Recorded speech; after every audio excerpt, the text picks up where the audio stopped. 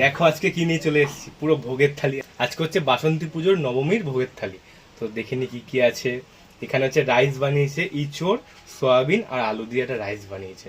ভাজা আছে অনেক রকম, বরবটি ভাজা, এটা হচ্ছে আলু ভাজা, পটল ভাজা, কাশ্মীরি আলুর দম আছে, চাটনি, পায়েস, আর আছে লেবু একটা। তো খেয়ে নি। এই ভোগের থালি খেতে খুব সুন্দর এর লাগে। সাথে পানও দিয়েছিল, আমি তোকে দিইনি। পান তো এখন আর লাগবে না, একদম আলুর দমটা ব্যাপক হয়েছে। হুম, খুব সুন্দর এটা।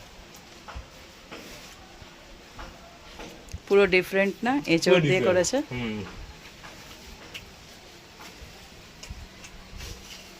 এই বড় বড় আলু ভাজাগুলো বেশ ভালো লাগে।